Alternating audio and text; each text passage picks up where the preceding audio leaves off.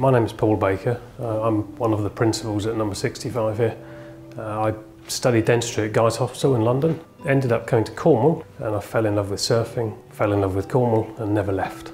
And I still completely enjoy it 20 years later.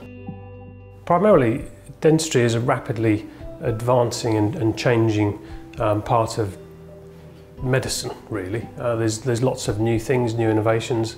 I'm always somebody who enjoys learning those new things. It keeps me interested, it benefits my patients, it allows us to do things better, more precisely, more quickly, which ultimately is the best thing for our patients, really. I've always been a practical person. I've always built things, made things. Even as a child, I was always making things, and so dentistry is something which is different every single time you do it.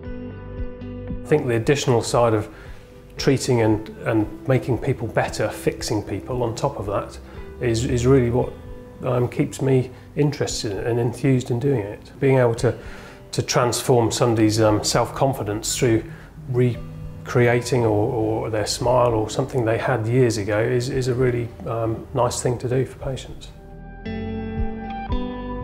I think first and foremost, our approach to patients in the practice from the moment they walk through the door is very much patient-driven. We try to create a very calm and controlling environment. We have TV screens on the ceilings of our surgeries and try and create a relaxed and calming environment. And for most patients that seems to work, actually. Above and beyond that, there are forms of sedation we could consider, but we have a very large emphasis on showing the patient what's going on in their mouth. So digital photography, digital x-rays and 3D imaging is really we have some fantastic tools nowadays to educate our patients.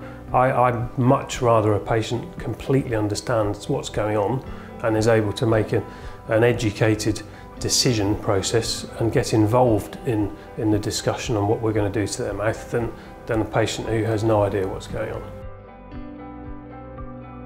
My particular interest for the last 14 years has really been implant driven, but with implants comes cosmetic dentistry. What really enthuses me nowadays is the reconstructive, rehabilitative work on patients whose mouths really are failing them. They've lost so many teeth, their mouths don't work. They don't work from a smiling point of view, they don't work from an eating point of view. And to be able to fix people like that and give them the self-confidence and the ability to eat and smile and function again is a very satisfying thing to do.